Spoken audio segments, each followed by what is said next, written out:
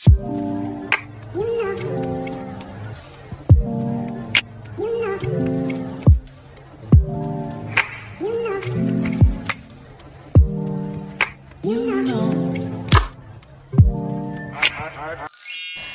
and good day everyone, my name is Nuraina Afiqah binti Saleh and you can call me Leah.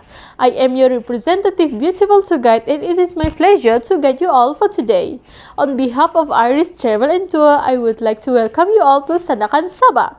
I am super excited today to be here with you guys today. I promise that you all will have a great time here. First thing first, let me introduce you our handsome pilot, Mr. Maui. Say hi, Mr. Maui. Hi, Mr. Maui. Okay, good. Before we start our journey, here are some reminder. Number 1, please be seated until we reach our destination. Number 2, put your trash to the trash bin. Number 3, please take extra care of your belonging. Number 4, do not forget our bus number, which is bus number 8. I repeat, bus number 8. If there is any question or request, do not hesitate to ask me. Are we clear? Yes. Okay, great. Let's start our tour. Okay, tourists, we have arrived at our destination, which is Agnes Kate House, Sandakan. As you can see here, this house was furnished with antiques. So, do not touch any of them. Remember the saying, take nothing but pictures, leave nothing but footprint, and kill nothing but time. Okay?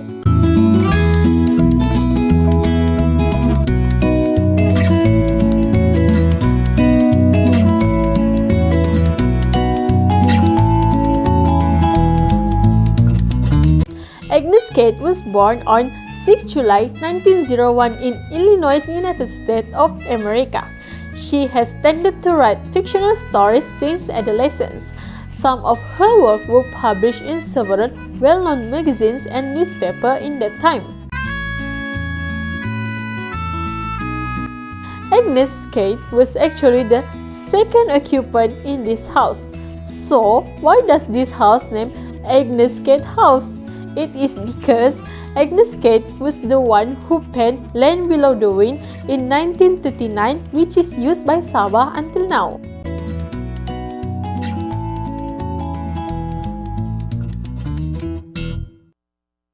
The story starts when Agnes Kate married with a forest conservation officer in Sandakan named Harry Kate in 1934.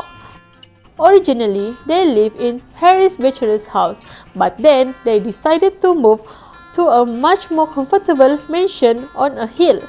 Previously, this house was inhabited by M.M. Clark. When the Second World War broke out, their family returned to United States of America. In 1946, they returned to North Borneo after the war was over, and then they found out that their home has been destroyed during the war. The house was later rebuilt for them to live in, and then they named it as Newlands.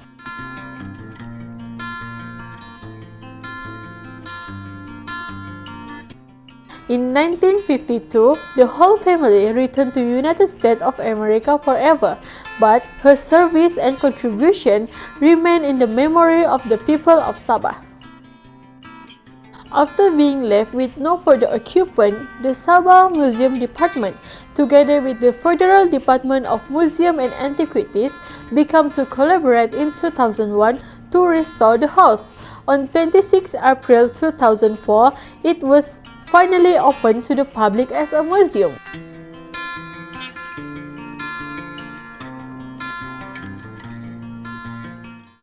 This house was also famous for some horror story. Are you interested to hear? Yes. Okay, the first story is experienced by Agnes Kate herself.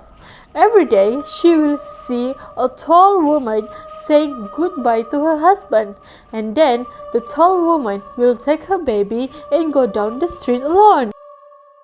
The second story was experienced by Rosemary, one of the people who lived in the house from 1955 to 1967. One morning, she woke up to hear the sound of the room door at the end of the house being opened and closed many times. At that time, she was alone at the house because her husband went to Kota Kinabalu for work. Not longer after hearing the sound, she heard the sound of footsteps